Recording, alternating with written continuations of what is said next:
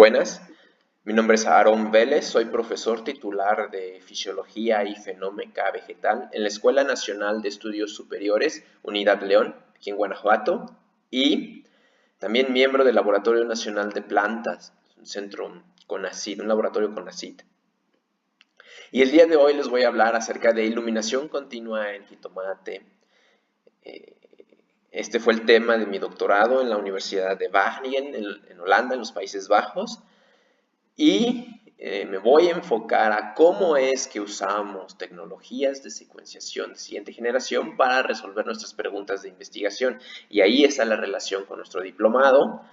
Quiero mostrarles un ejemplo de cómo nosotros usamos estas tecnologías, cómo lidiamos con tanta cantidad de información y cómo es que la publicamos. Así que empecemos. Y a manera de introducción vamos a discutir por qué iluminación continua, de qué vamos a hablar, se preguntarán, y vamos a ver los objetivos. Vamos a ver eso ahora. Como ustedes habrán visto seguramente en preparatoria, la fotosíntesis es el proceso mediante el cual se usa la energía del sol para fijar dióxido de carbono en azúcares, y estos azúcares se convierten en biomasa, es decir, hojas, tallos, raíces y frutos. Frutos que a nosotros como humanos nos interesa mucho cosechar y consumir. Y bueno, sabemos de que podemos usar tecnología, por ejemplo, lámparas, para suministrar una mayor intensidad de luz en lugares de la Tierra donde no hay mucha luz, por ejemplo en Holanda, siempre está nublado, o incrementar la duración del día, por ejemplo en latitudes muy al norte o muy al sur, en donde en invierno la duración del día puede ser muy poca y eso limita severamente la productividad, pero bueno, podemos usar lámparas para lograr que las plantas en nuestro cultivo reciban suficientes horas de luz al día. Mientras más horas de luz al día, más fotosíntesis, y eso se traduce en mayores frutos. Entonces, ¿por qué no dejar las lámparas prendidas toda la noche? Bueno, existe un límite para este truco, y en las plantas de jitomate es aproximadamente 16 horas de luz al día. Más allá de 16 horas al día, digamos 18, 20 o incluso iluminación continua, ya no hay un incremento en la producción y eventualmente comenzamos a ver síntomas adversos. En jitomates son muy característicos, observamos clorosis, es decir, las hojas se ponen amarillas, particularmente entre las venas y particularmente en la base de las hojas.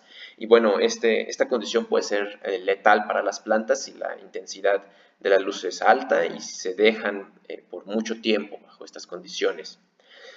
Y bueno, esto es un enigma antiguo. Ya a finales de los 1920 se descubrió que las plantas de jitomate eran particularmente sensibles a no tener una noche.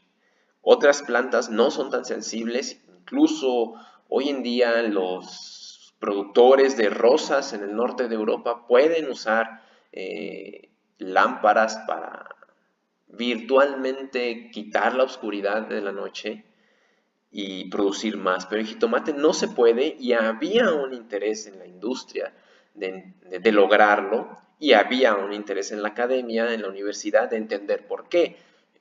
Así que unimos fuerzas, la industria y la academia, y realizamos un proyecto que fue un proyecto de doctorado que tenía los siguientes objetivos.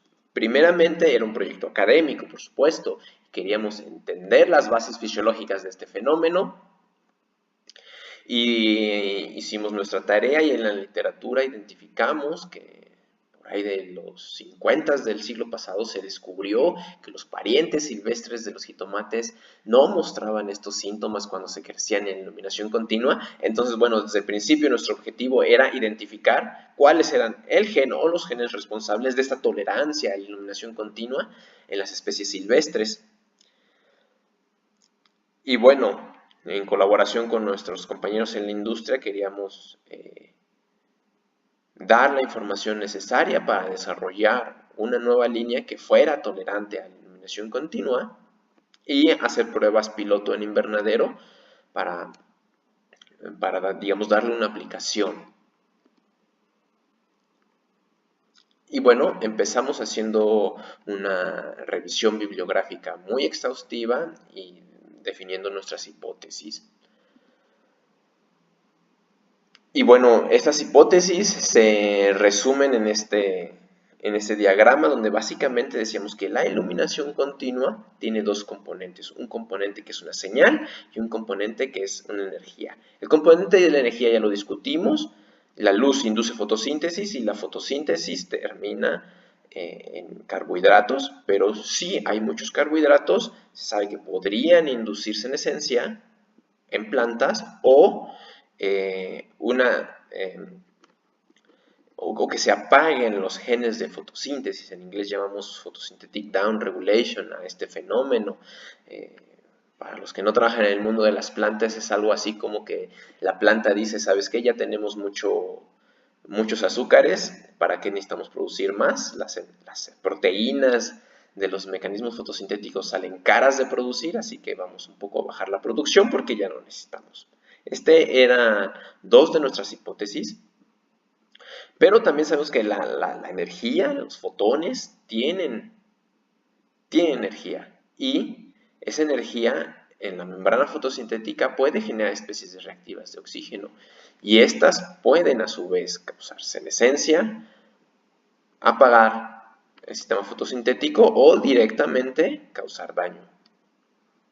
El segundo componente que nosotros hipotetizábamos que estaba involucrado es la luz, pero como señal. Las plantas pueden detectar la cantidad, dirección, color y las horas al día de la luz que reciben. Y este sistema de percepción de la luz está asociado a fotorreceptores, fototropinas, fitocromos, criptocromos, detectores de luz ultravioleta, y estos detectores, que son siempre proteínas asociadas a un cromóforo, están muy entrelazadas con la señalización del reloj circadiano. El reloj circadiano decide a qué hora se van a realizar muchas actividades. Decide que durante el día se van a expresar las proteínas encargadas de producir carbohidratos y durante la noche las proteínas encargadas de utilizarlos, pero también se puede decir de que el reloj circadiano dice que durante el día se producen proteínas que protegen de las especies reactivas del oxígeno, pero durante la noche se apagan porque, bueno, no son necesarias. Y el reloj recibe, digamos, entrenamiento de la luz y de los periodos de temperatura, es decir, durante el día es caliente, durante la noche es frío, durante el día hay luz, durante la noche no hay luz y a ciertas horas del día el reloj es capaz de observar estas señales y ajustar su hora día a día. Pero nosotros hipotetizábamos, si la iluminación es continua, entonces el reloj no va a ser capaz de saber bien cuánto es día y noche. Bueno, a lo mejor los primeros días sí, pero eventualmente puede ser que pierda noción del tiempo y que, por ejemplo, apague los mecanismos de protección a especies reactivas de oxígeno durante lo que el reloj cree que es la noche, aunque nosotros le estamos poniendo luz, lo que resulta en especies reactivas de oxígeno y bueno, puede resultar en cualquiera de estos tres procesos. Estos tres procesos eran los que nosotros hipotetizábamos como los responsables de los síntomas que nosotros observábamos. Nosotros empezamos nuestro proyecto con esto, estas eran nuestras hipótesis y realizamos experimentos para probar cuáles. Y bueno, aquí está un poco ilustrado cuál era nuestra principal hipótesis. Si vemos aquí hasta abajo, las plantas cuando están sujetas al día y la noche, puede haber protección, por ejemplo, contra las especies reactivas durante el día y esa protección se apaga durante la noche. Y si nosotros ponemos esas plantas a iluminación continua, el reloj circadiano, al ser un mecanismo autónomo, sigue controlando estas fluctuaciones en la expresión de muchos genes, y se puede dar el caso en lo que debería ser la noche, en lo que el reloj cree aquí que es la noche, apague los mecanismos de protección contra fotooxidación. Pero las plantas están en iluminación continua, hay luz, aunque el reloj crea que es de noche, hay luz, de modo que aquí, en esto que está sombreado en rojo, se están generando especies reactivas de oxígeno, pero puede ser de que el reloj ya lo haya apagado la protección.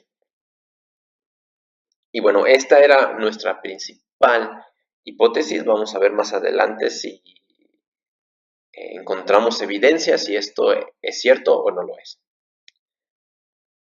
Pero bueno, ahora vamos a ir un poquito a la parte de tolerancia. Vamos a hablar acerca de la tolerancia, que ya les había mencionado que habíamos encontrado en especies silvestres. Un poco cómo logramos identificar el gen y cómo realmente logramos desarrollar líneas tolerantes comerciales y hacer una prueba piloto de producción.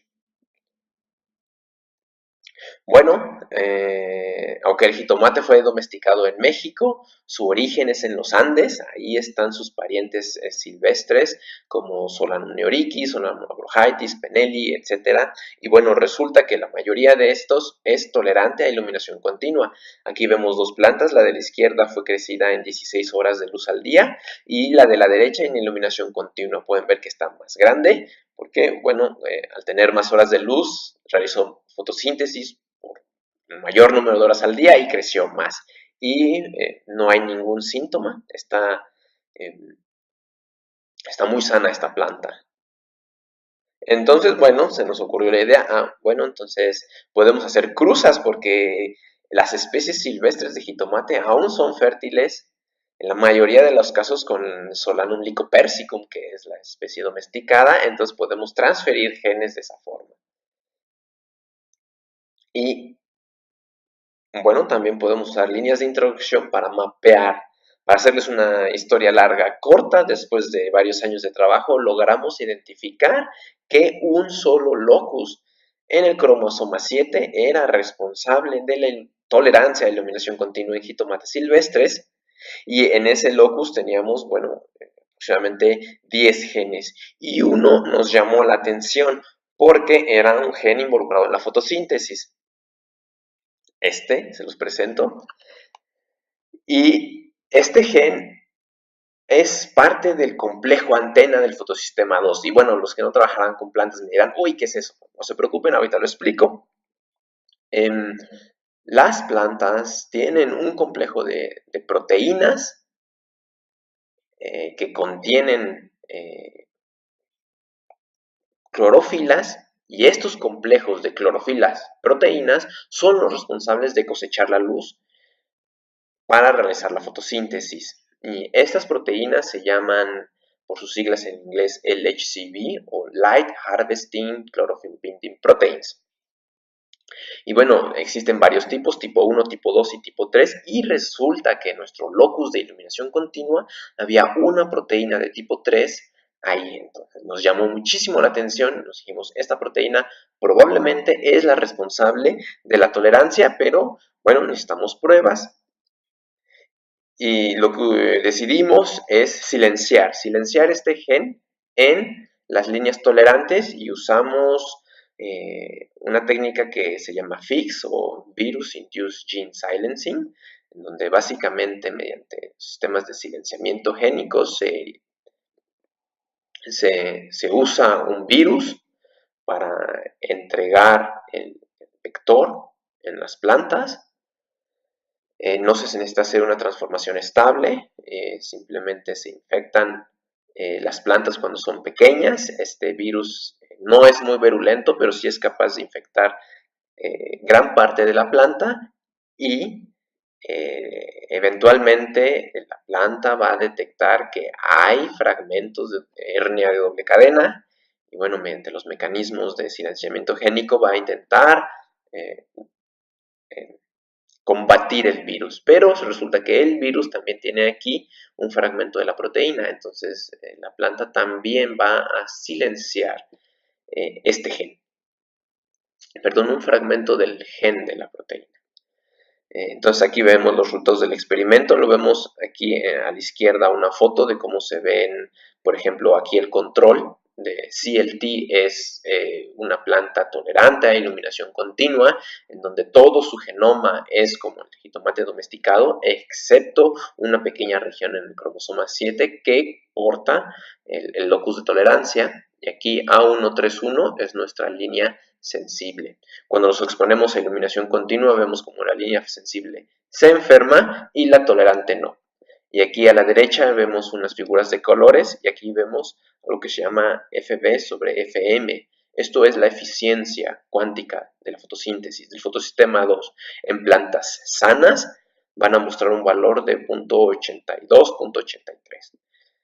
Lo que en estas figuras corresponde a un color naranja. Entonces, color naranja significa que la eficiencia de fotosíntesis es como debería de ser en una planta sana, y mientras más bajo sea este valor, si es amarillo, verde o incluso azul, es de que la fotosíntesis está severamente afectada, como lo vemos aquí. Y bueno, aquí podemos ver de cuando silenciamos este gen que llamamos CAP13, que es la proteína de tipo 3 que se encargan de contener a las clorofilas y cosechar la luz, vemos que cuando la silenciamos, la planta tolerante muestra síntomas de daño cuando se crece en iluminación continua. Aquí y aquí son controles positivos y negativos. Por lo tanto, nos vamos a saltar. La parte importante es ver de que efectivamente cuando silenciamos este gen, la tolerante se vuelve sensible. Entonces, podemos decir que seguramente este es el gen responsable por la iluminación continua en jitomate.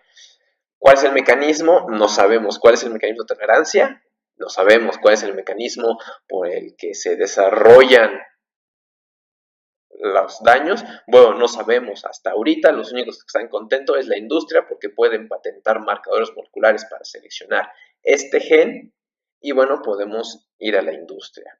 Y bueno, pero nosotros en la universidad nosotros queríamos saber, no, cuál es el mecanismo. Está bien que ayudemos a nuestros compañeros en la industria, pero bueno, una buena colaboración es de que ambos ganen. Y bueno, nosotros secuenciamos este gen y su región promotora en muchas líneas, tanto aquí vemos todas las líneas que son tolerantes, Solanum neuriquis, Solanum aprohaitis, Solanum penelli, y acá arriba están las que son sensibles, Solanum lycopersicum, que es la especie domesticada, varias variedades, Haynes, A131, Cray, GM82, Moneymaker, y resulta que todas las sensibles tienen una lesión en la zona promotora. Aquí está el codón de inicio, realmente aproximadamente 40 pares de bases antes. En las tolerantes hay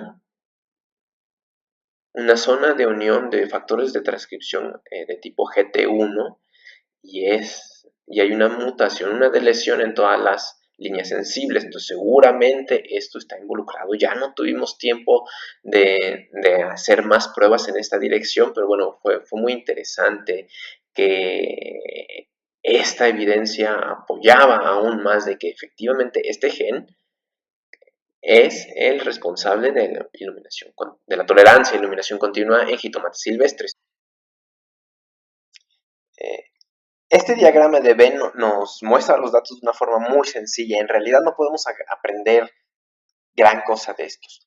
Existen otras formas, por ejemplo, podría mostrarles la lista de cuáles son los genes que mostraron una mayor diferencia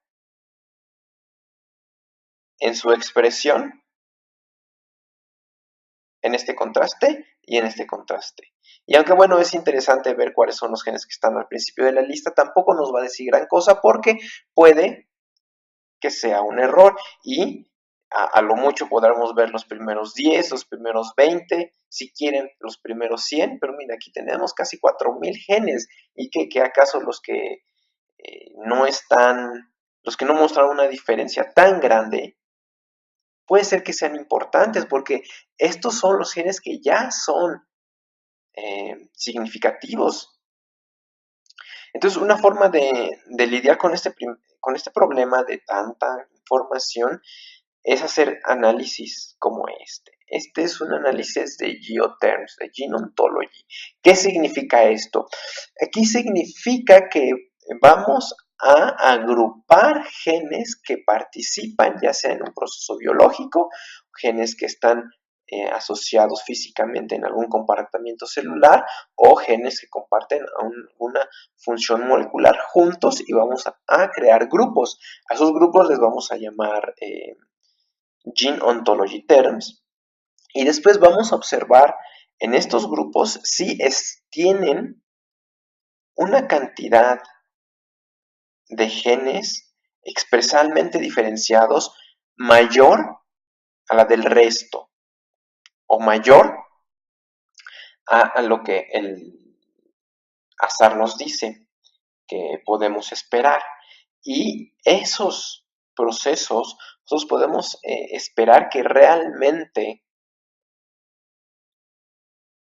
están afectados, porque ya no es un gen, son muchos genes de ese proceso. Por ejemplo, aquí vemos el centro de reacción del fotosistema 1, que no es solamente un gen de este componente celular, pero son varios. O por ejemplo, la fosforilación de proteínas, o aquí muy interesante, el metabolismo de carbohidratos.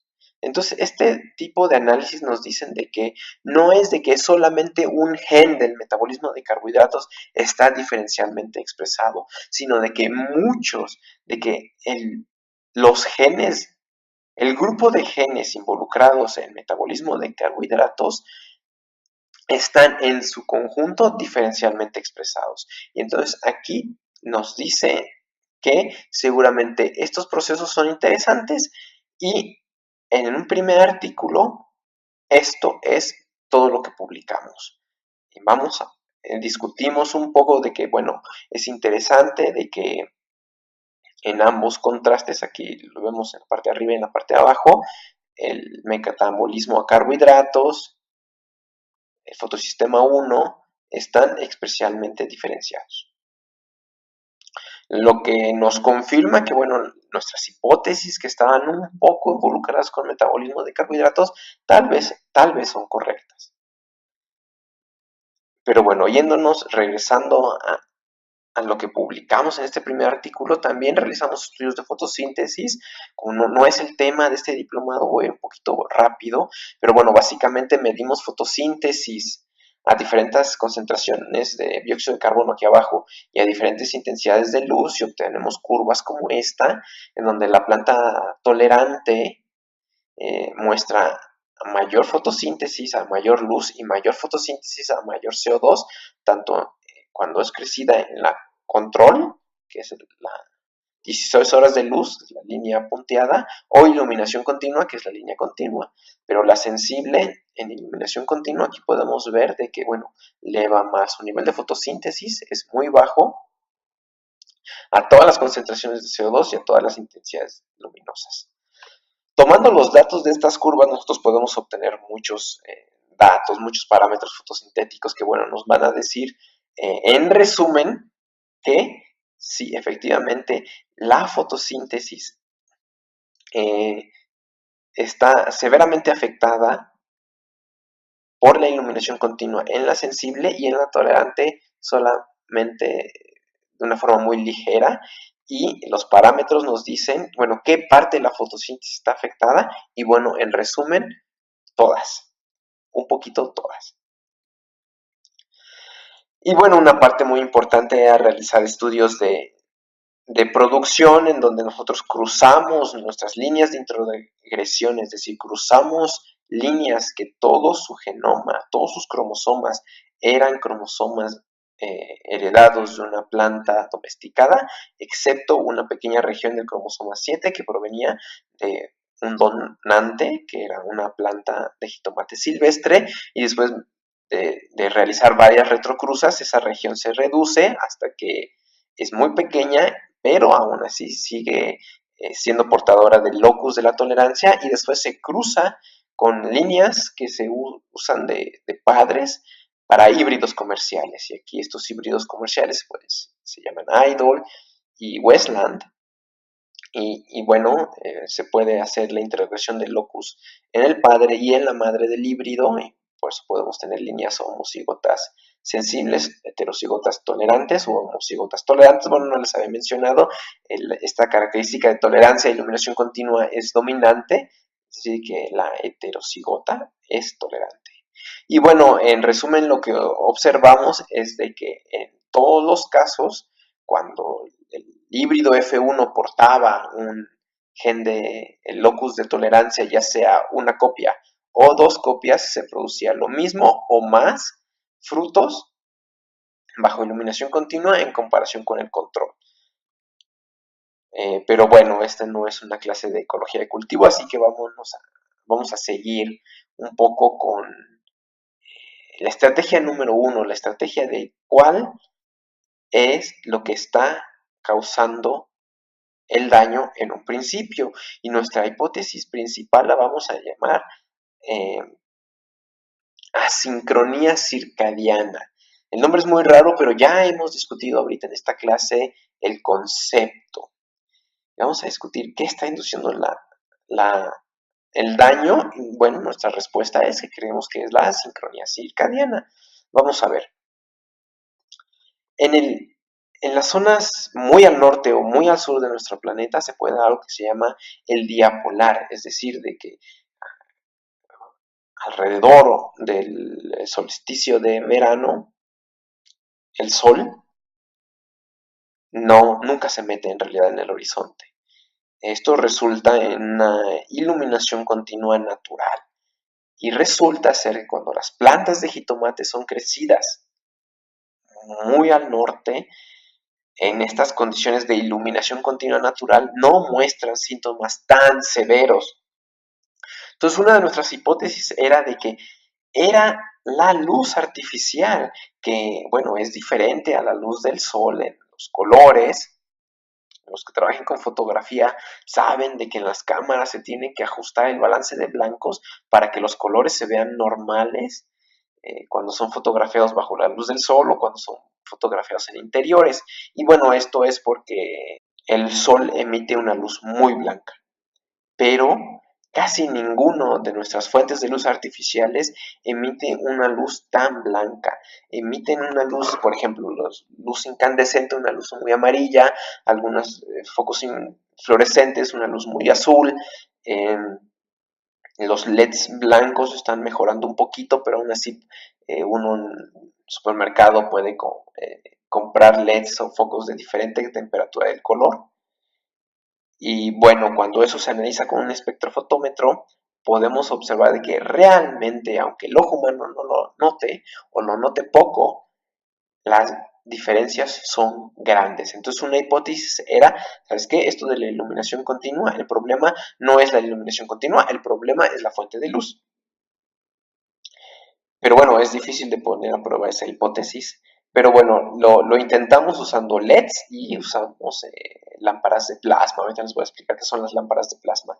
El experimento se veía así. Teníamos plantas de 2 semanas de edad y después las expusimos a varios tratamientos. Aquí están diagramas de en qué consistían y después esperamos unos cuantos días, 25 días de tratamiento y evaluamos esta hoja. ¿Cuál fue el proceso? Noten que esta hoja en donde vamos a medir los efectos no está presente. Esto es importante porque los daños por iluminación continua solo se presentan en hojas pequeñas, es decir, esta hoja que ya está ligeramente desarrollada, que corresponde a esta, no va a mostrar los síntomas. Solamente las hojas muy pequeñas son las sensibles al problema. ¿Nuestros tratamientos en qué consisten? Por ejemplo, acá arriba consiste en luz blanca emitida por una lámpara de plasma por 16 horas y después 8 horas de oscuridad. O 16 horas de una combinación de luz de LED roja y azul o luz blanca con una tenue línea azul continua o roja. Aquí vemos iluminación continua de luz roja y azul Aquí estos dos tratamientos los llamamos noche roja o noche azul, porque bueno, vemos aquí que 8 horas al día, lo que correspondería a la noche en el control, la luz es completamente roja, completamente azul, iluminación azul continua e iluminación azul blanca. Bueno, pero ¿qué es una lámpara de plasma? Bueno, aquí lo vamos a explicar. Básicamente, la luz del sol es blanca, al menos a nuestros ojos, porque tiene una distribución homogénea entre los 400 nanómetros y los 700 nanómetros, que es lo que el ojo humano puede ver. Y este rango también coincide con lo que las plantas usan para realizar fotosíntesis. Entonces, una lámpara de plasma emite luz con una distribución bastante similar a la de luz solar. Y bueno, ¿cómo funciona una lámpara de plasma? Aquí lo podemos ver. Está basado en un bulbo que aquí vemos. El bulbo gira porque está montado sobre un motor, y adentro hay un gas noble con un poco de azufre, y esto es excitado a un plasma y emite luz. ¿Cómo es excitado? Bueno, es excitado con esto, con un magnetrón que emite microondas. De hecho, en este prototipo en particular, este magnetrón es igual al que se encuentra en un horno de microondas convencional.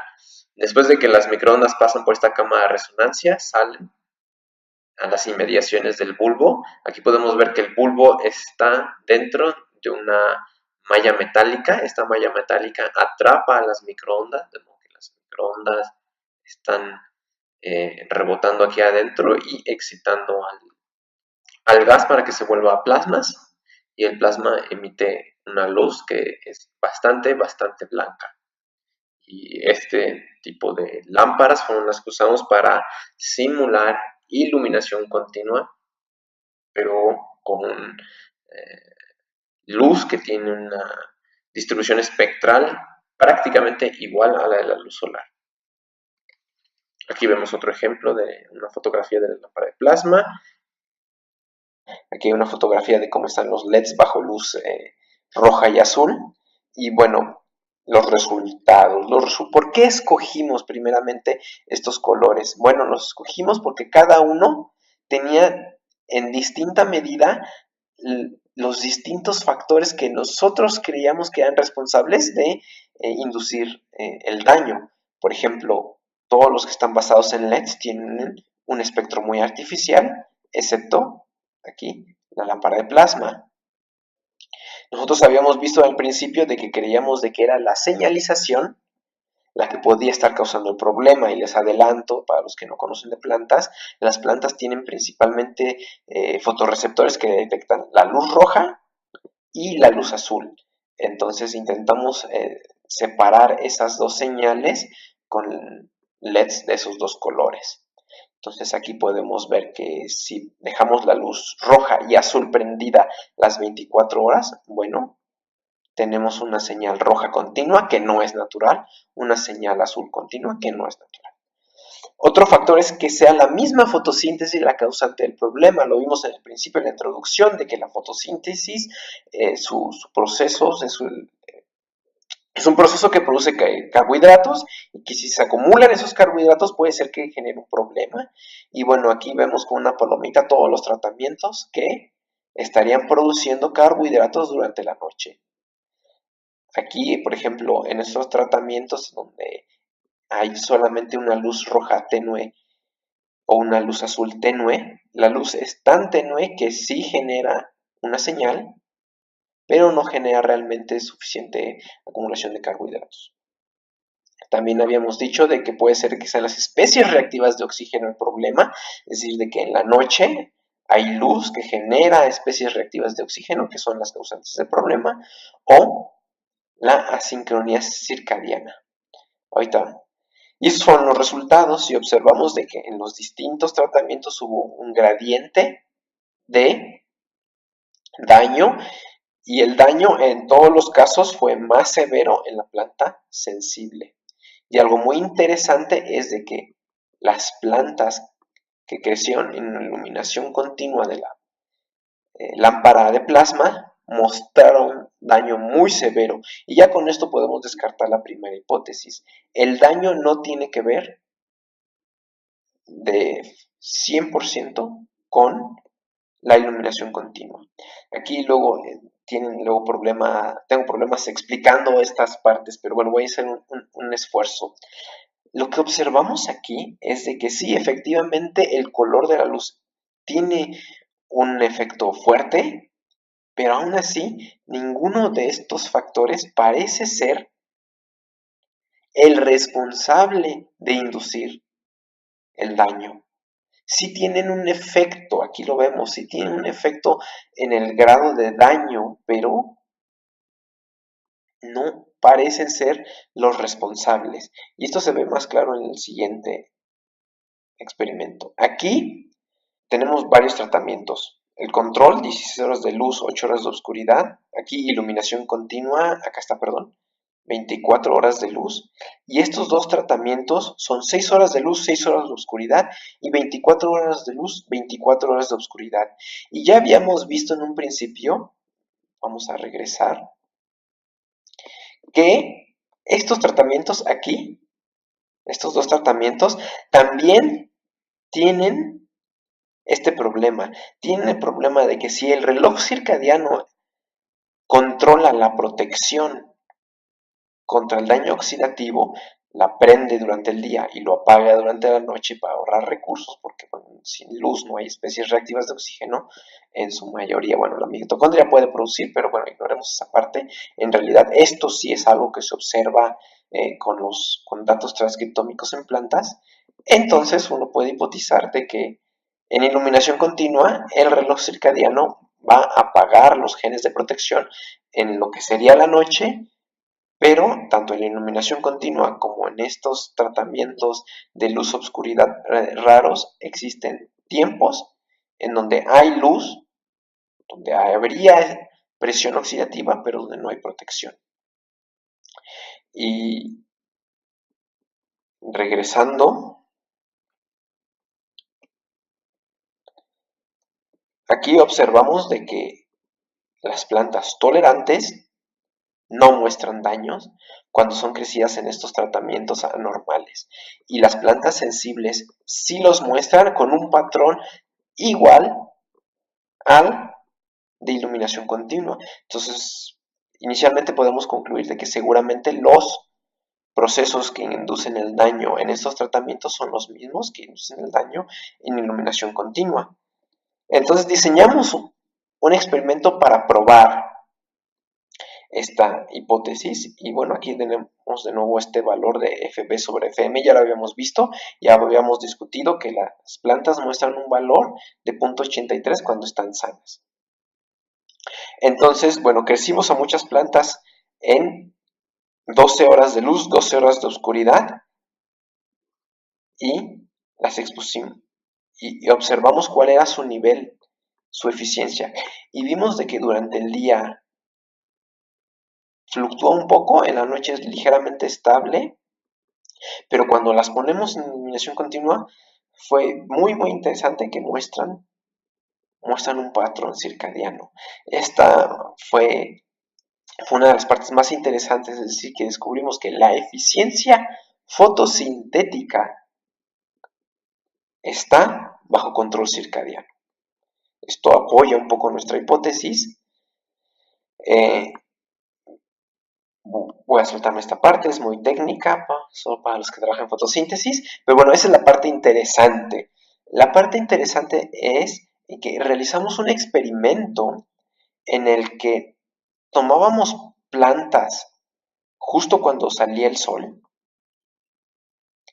Bueno, salía el sol de manera figurativa, salía el sol en nuestras cámaras de cultivo con luz artificial. Justo cuando se encendían las luces, tomábamos plantas, medíamos su eficiencia fotosintética, después las poníamos bajo un estrés lumínico muy alto, que era, digamos, 5 minutos de luz muy intensa, y después medíamos nuevamente su eficiencia fotosintética y observábamos una diferencia. Esta es la diferencia. Aquí está graficada la diferencia. Es decir, aquí podemos ver de que en la mañana la diferencia es grande, es decir, en la mañana la luz intensa hizo que su eficiencia fotosintética se disminuyera mucho, es decir, causó un daño, causó una fotoinhibición, le llamamos. Y a medida que iba aumentando, progresando el día, las plantas mostraban una menor disminución. En otras palabras, a lo largo del día las plantas iban obteniendo una tolerancia a la luz. Cabe mencionar de que cada una de estas plantas es una planta diferente. Esta planta de aquí es la primera vez que es expuesta a esta luz intensa y resulta ser que es más tolerante que su compañera que fue expuesta justo cuando se encendieron las luces. El punto máximo es cuando se pone el sol y durante la noche gradualmente pierden esa tolerancia. Entonces nos decíamos, bueno, todo esto se ve muy bien, se ve como nuestra hipótesis lo predecía. Después dejamos las luces encendidas, aquí la parte gris es solamente está indicando dónde estaba la noche, ahora hay luz, y observamos de que igual, de nuevo, conforme aumenta, progresa el día, perdón, obtienen una cierta tolerancia a esta exposición a luz, pero después la mantienen. No hay fluctuaciones circadianas. ¿Esto qué quiere decir? Bueno, en palabras simples, de que nuestra hipótesis estaba mal. Y aunque nos tomó varios años llegar a este punto, bueno, tuvimos que aceptar de que no era el camino, pero bueno, aún así regresando a esta imagen, sí creemos de que no es exactamente como lo habíamos propuesto, pero al parecer no estábamos tan lejos y vamos a ver por qué no estábamos tan lejos y es donde los datos de transcriptómica nos van a ayudar. Entonces aquí vamos a ver la siguiente parte, la que es de carbohidratos, de senescencia y de apagar la fotosíntesis. Básicamente observamos que en los distintos tratamientos que ya mostramos que causan daño y los que no causan daño aquí al control, hay diferentes grados de acumulación de carbohidratos. Es muy interesante ver aquí la sacarosa y el almidón y existe una correlación bastante significativa, aquí podemos ver los números, de que a mayor acumulación de sacarosa y a mayor acumulación de almidón, hay una menor eficiencia fotosintética. Entonces esto nos indica que los carbohidratos están involucrados, al menos cuando medimos los carbohidratos directamente. En plantas se cree que la acumulación de carbohidratos induce que una hoja en particular se haga vieja más rápidamente y es un proceso donde una hormona conocida como citoquinina juega un papel muy importante. Entonces realizamos un experimento en donde teníamos a nuestra planta sensible, a nuestra planta tolerante en 16 horas de luz y en iluminación continua y las tratamos ya sea con control, es decir, con nada, o con una hormona citoquinina. Y bueno, en el control observamos de que todas las plantas están con una eficiencia fotosintética alta y que bueno, no hay ningún síntoma.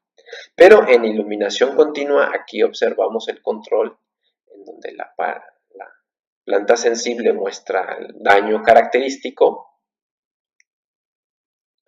pero cuando se trata con citoquinina el daño es menor, es decir, de que si las citoquininas bloquean la senescencia, entonces puede ser de que el daño por iluminación continua esté en parte relacionado con la senescencia y bueno, sabemos de que parte de la senescencia es esa acumulación de carbohidratos.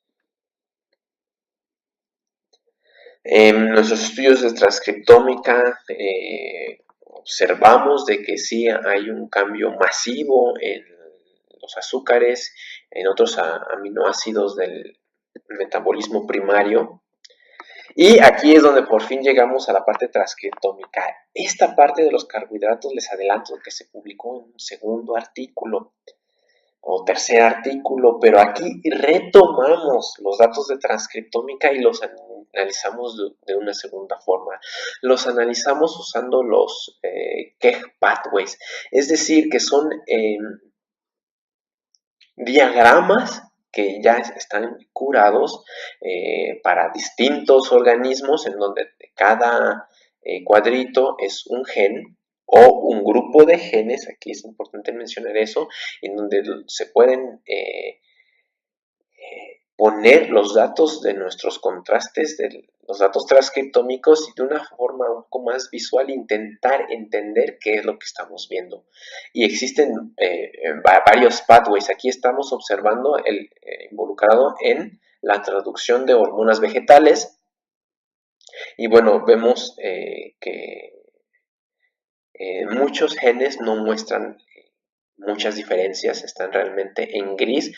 Hay algunos que sí están en verde, lo que significa que están menos expresados, o en rojo, que están más expresados.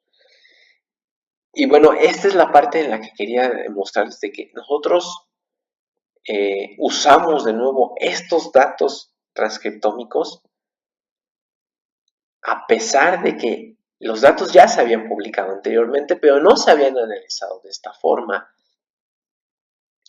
Y cuando comenzamos a ver los distintos pathways, comenzamos a encontrar cosas interesantes, sobre todo cuando vemos el pathway de fijación de carbono. Vamos a hacer aquí un pequeño zoom a este contraste. Aquí estamos comparando la iluminación continua y 16 horas, es el control, en la planta sensible, y básicamente estamos viendo lo que es el ciclo de Calvin. El ciclo de Calvin comienza con esto, la ribulosa 1,5 bifosfato, y la ribulosa le va a pegar una molécula de CO2 y vamos a obtener dos moléculas de gliceraldehído 3-fosfato. Esta tenía 5 carbonos, se le pega un carbono más, se crea un intermediario de 6 carbonos que inmediatamente se parte en 2 moléculas de 3 carbonos. Este proceso esto es la fotosíntesis, es de que esta enzima, que les adelanto es la rubisco, fija dióxido de carbono. Y aquí observamos que la principal enzima de la fotosíntesis está expresada en una menor medida en iluminación continua. Y no solamente esta enzima, pero varias de las enzimas necesarias en el ciclo.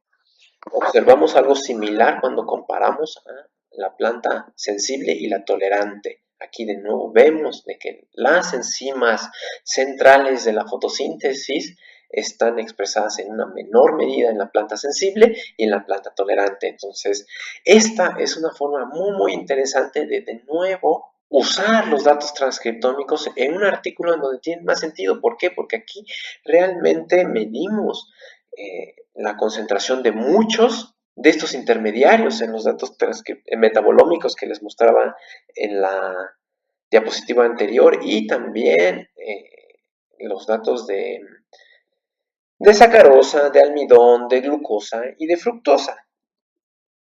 Y aquí también podemos ver otro pathway de metabolismo del azúcar, en donde vemos de que, bueno, hay algunas enzimas, sobre todo alrededor de la glucosa, del almidón, que están expresadas de forma diferencial.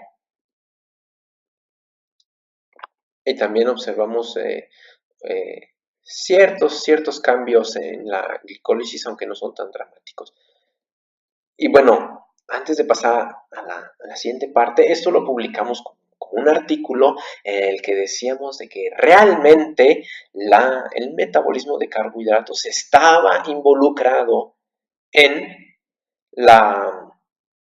los daños causados por iluminación continua en jitomate, porque era un conjunto de datos metabolómicos, de datos transcriptómicos, de experimentos con la senescencia, con lo de las citoquininas, con tratamientos de hormonas, y en su conjunto nos indican eso, y es una forma en la que ustedes pueden realmente hacer algo con sus datos. A lo mejor en un experimento inicial sí obtienen esta cantidad masiva de datos, y a lo mejor en algún primer experimento pueden mostrar digamos, el resumen, pero muy difícilmente van a poder contar todas las historias que hay. Entonces, lo que yo quiero mostrarles con mi trabajo es de que en el primer artículo en Nature Communication nosotros mostramos el resumen y en este segundo artículo acerca de carbohidratos contamos una de las historias. Pero había más historias y bueno, esa segunda historia, si la queremos contar bien, vamos a contarla por separado en un artículo extra. Y bueno, ese artículo extra fue acerca de fitocromos y el resumen, la conclusión es de que los fitocromos protegen a las plantas de jitomate de iluminación continua. Y bueno, para los que no trabajan con plantas, ¿qué son los fitocromos? Bueno, les adelanto, los fitocromos son uno de esos fotorreceptores de los que ya les estaba hablando. Son los fotorreceptores encargados de detectar la luz roja, pero no solamente la luz roja, pero también la luz infrarroja y lo hacen al mismo tiempo. Los fitocromos son proteínas en donde están unidas a un cromóforo y en su conjunto son capaces de absorber luz roja. Cuando absorban luz roja, se activan y en su forma activa son capaces, mediante una señal de transducción, de prender y apagar genes. Lo interesante de los fitocromos es de que la forma activa absorbe luz infrarroja y cuando absorbe luz infrarroja se apagan y regresan a la forma inicial. Entonces los fitocromos, aparte de ser sensores de luz roja, pueden ser sensores del balance entre luz roja, que los activa, y luz infrarroja, que los desactiva. Y en plantas esto es muy significativo porque las hojas de las plantas absorben mucha luz roja y poca luz infrarroja. Entonces los fitocromos son las moléculas que les van a decir a las plantas si están creciendo debajo de una competidora o cerca de una competidora. ¿Por qué?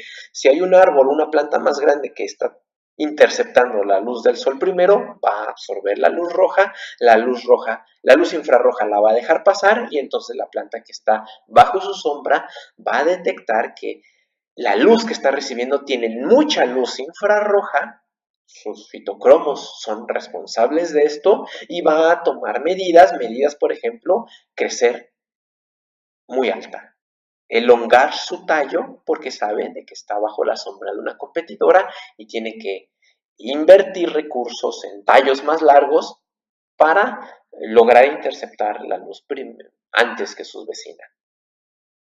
Y bueno, como habíamos observado tanto en nuestros experimentos de LEDs como en nuestros experimentos, como leyendo, perdón, la literatura, que la cantidad de luz infrarroja podía influenciar la severidad de las lesiones, bueno, fue natural de hipotetizar que los fitocromos estaban involucrados en el proceso y afortunadamente nosotros teníamos acceso a varios mutantes y varias líneas en donde estaban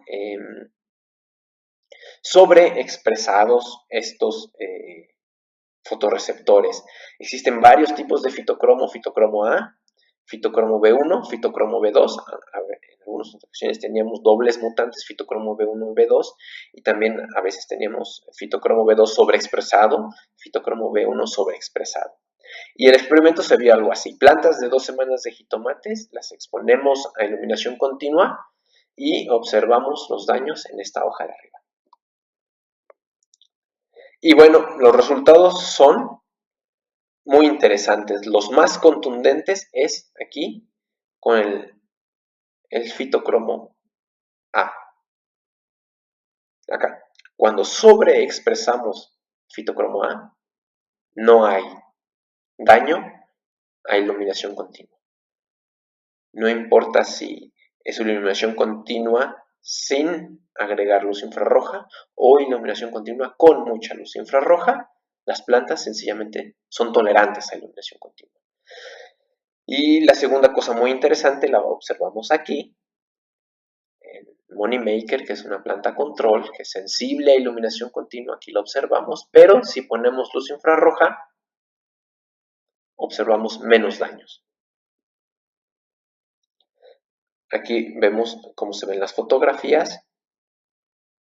Cuando sobreexpresamos fitocromo A, la planta sensible no muestra daños por iluminación continua, independientemente si esa iluminación continua tiene o no tiene luz infrarroja añadida. Y bueno, aquí de nuevo, en esta segunda historia acerca de la luz, observamos de nuevo qué pasaba con los datos transcriptómicos, pero observando otro pathway, que es el de la fotosíntesis. A lo mejor así es como se observa la membrana fotosintética. Esto es lo que pasa con la fotosíntesis en los cloroplastos, de una manera muy rápida para los que no saben de plantas, no se me pierdan. Esto es el fotosistema 2, aquí se absorbe la luz y la energía de esa luz se usa para transferir esa energía a un electrón. Este electrón provenía de una molécula de agua, se rompe la molécula de agua, el oxígeno queda libre, el hidrógeno se separa, los protones quedan aquí y el electrón, bueno, se carga de energía y ese electrón va pasando por varios intermediarios hasta llegar al fotosistema 1, en donde se carga de energía nuevamente y finalmente esa energía termina en el NADPH, que es poder reductor para realizar las funciones celulares. Y bueno, en el camino los protones que por aquí y por acá se iban acumulando de este lado de la membrana se usan para generar ATP. Y bueno, aquí tenemos una lista de todas las enzimas, todas las proteínas involucradas, tanto en el fotosistema 2, el fotosistema 1 y los distintos componentes. Y bueno, ya podrán ver de que la mayoría están verdes. La mayoría están expresados en menor medida en la planta sensible cuando está expuesta a iluminación continua. Entonces aquí tenemos una forma muy clara de observar que la iluminación continua apaga muchos componentes de la fotosíntesis.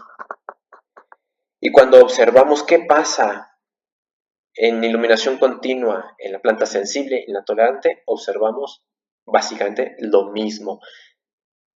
En la planta sensible se apagan los genes involucrados en la fotosíntesis. Y aquí observamos las proteínas antena. En la región anterior aquí, por ejemplo, donde comenzaba el proceso con el fotosistema 2, observamos nada más el centro del fotosistema 2.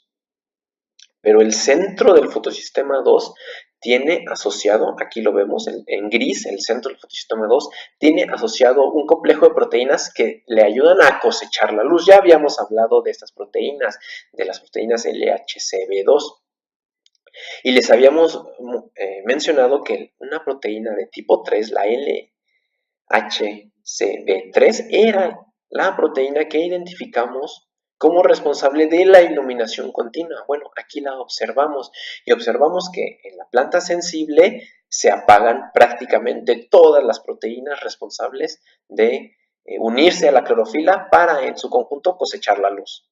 No solamente la tipo 3, sino todas. No solamente las del fotosistema 2, que son las B, sino también las A, que son las que están asociadas al fotosistema 1. Y observamos aquí lo mismo cuando comparamos la planta tolerante y la sensible, ambas en iluminación continua.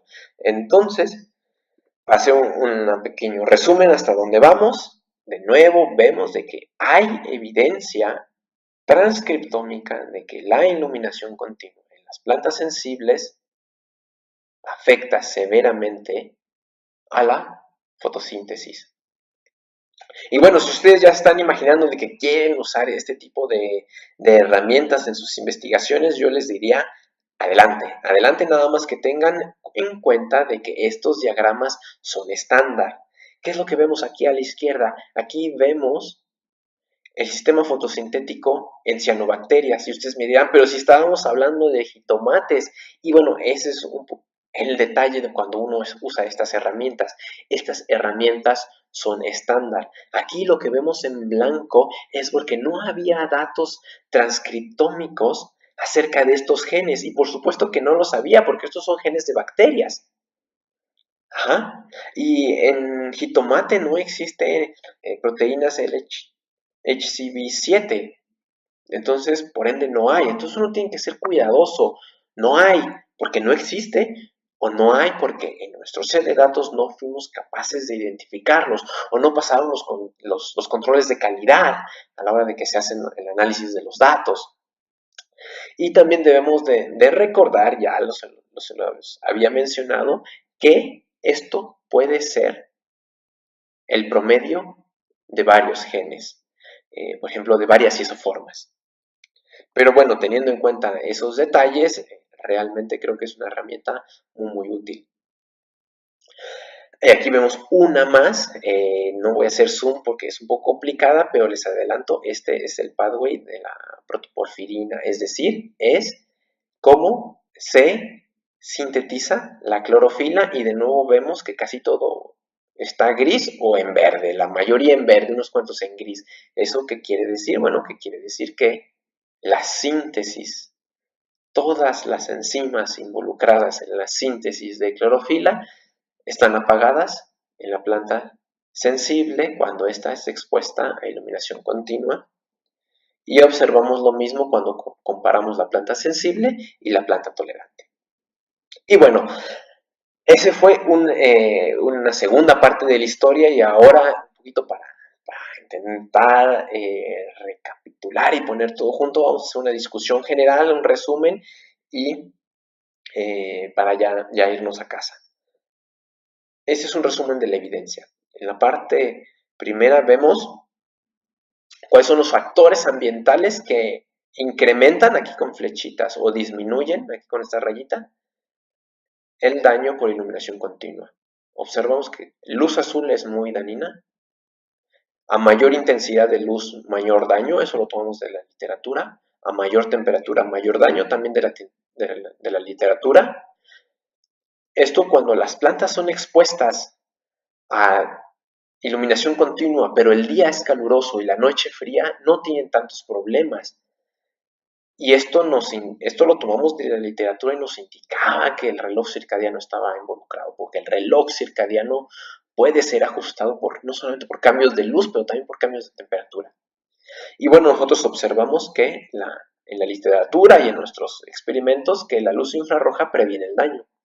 Y acá vemos procesos un poco más biológicos que influencian el daño por iluminación continua. Observamos que acumulación de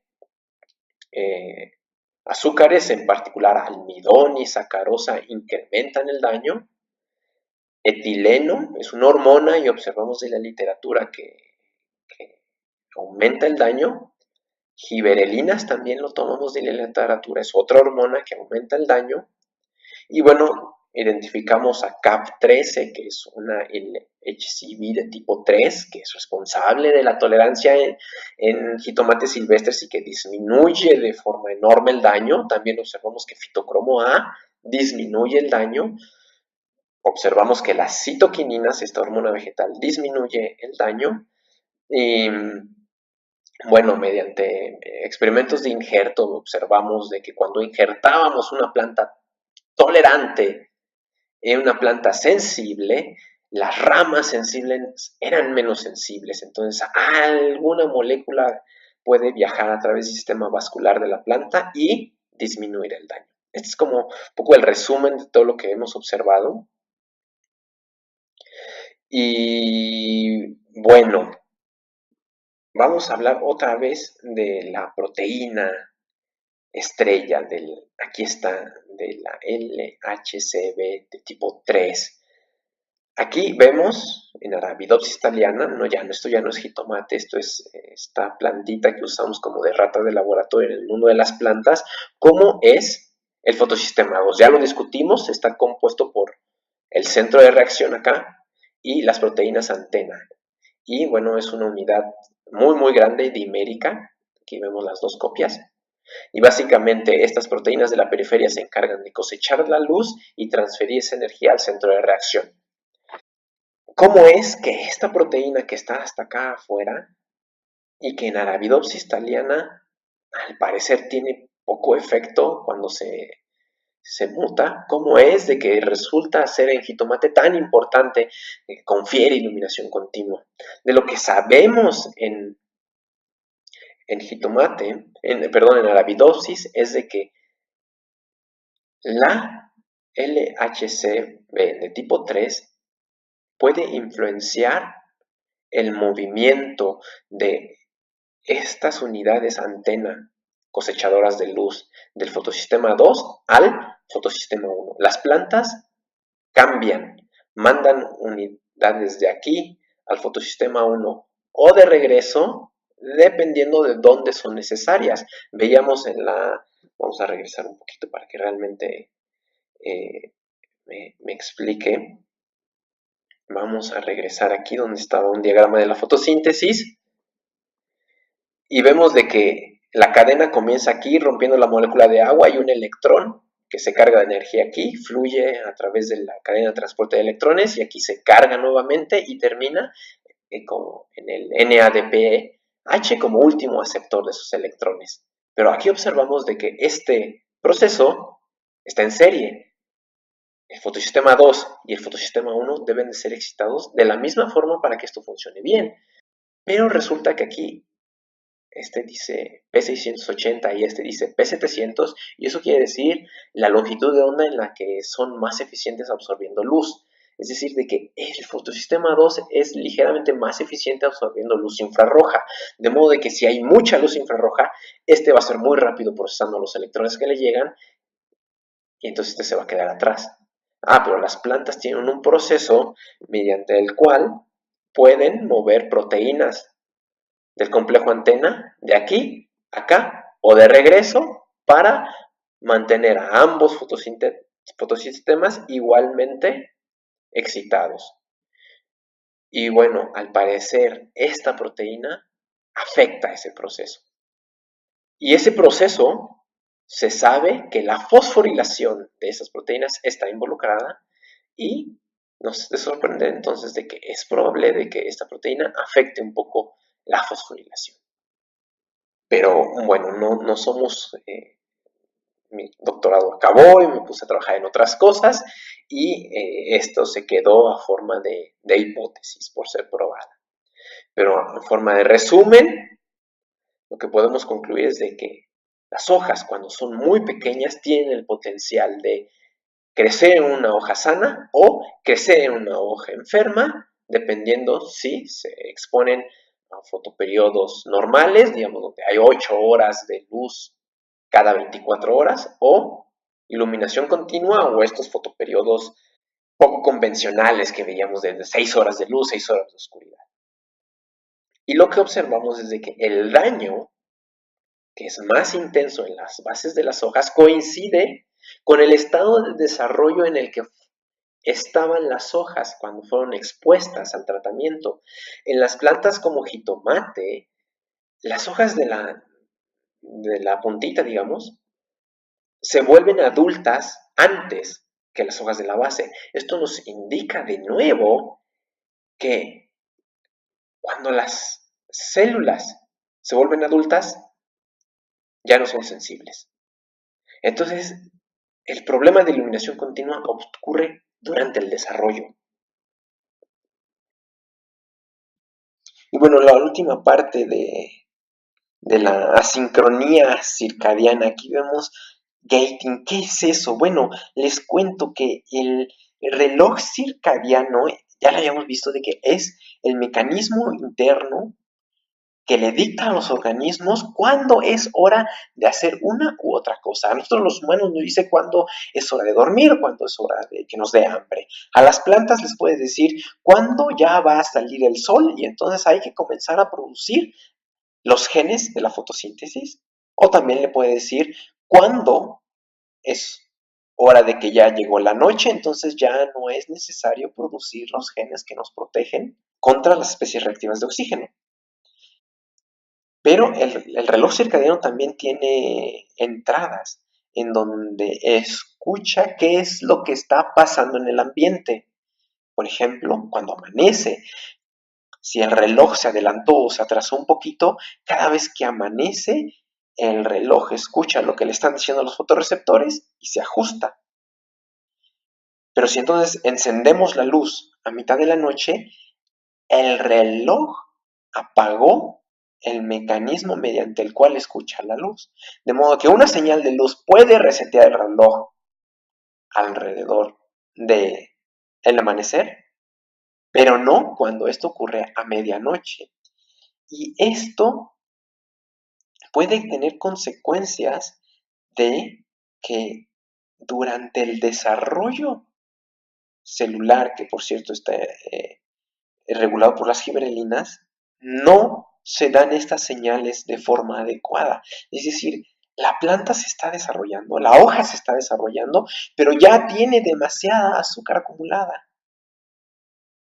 Y eso se combina con mala señalización y el reloj circadiano convierte las señales que normalmente iban a activar a los genes, las apaga. Y esto se ha visto que ocurre con varios fotorreceptores, excepto con fitocromoa. Fitocromoa es especial, pero los fitocromos de tipo B se ha observado de que bajo ciertas condiciones pueden prender los genes fotosintéticos, pero bajo otras condiciones pueden apagarlos. Y esa es mi hipótesis de qué es lo que está pasando con este problema de los jitomates que no duermen, de que es una mezcla de señales conflictivas. En una situación bastante artificial, porque la iluminación continua, como se lleva a cabo en nuestros invernaderos, en nuestras cámaras de cultivos, realmente es muy diferente a de algo que pasa en la naturaleza, incluso en regiones polares durante el verano. Eh, y bueno, aquí los dejo. Y para los que se pregunten de, bueno, ¿y esto qué relación tiene con la historia evolutiva de los jitomates? ¿Por qué un jitomate en los Andes, que está bastante lejos de los polos, va a ser tolerante y va a mantener esa tolerancia a algo que en la naturaleza no existe? Bueno, mi idea y mi respuesta por lo pronto es de que esto sí existe en la naturaleza. Acumulación de sucrosa, perdón, sacarosa, de almidón, deficiencia de nutrientes. Que una hoja se quede a la sombra de una compañera y entonces se haga vieja más rápido porque ya no tiene un motivo, que ya no es productiva. Entonces, esto es un poquito investigación que en mi laboratorio ahora aquí en México voy a retomar y bueno, el que esté involucrado, el que esté interesado, con mucho gusto, el que esté interesado en preguntarme alguna duda o un comentario, son más que bienvenidos. Y bueno, aquí comercial, este proyecto fue financiado por el gobierno holandés, un poco por Monsanto. Al principio no era Monsanto, era una compañía holandesa, pero en el camino Monsanto lo compró. Y bueno, la escuela de graduados y otras cuantas empresas involucradas en enseñarnos a cómo se crecen jitomates en la práctica. Y bueno, aquí les dejo mi correo, por favor visiten mi página para oportunidades eh, de realizar prácticas profesionales o tesis en nuestro laboratorio. Y bueno, muchas gracias por su atención.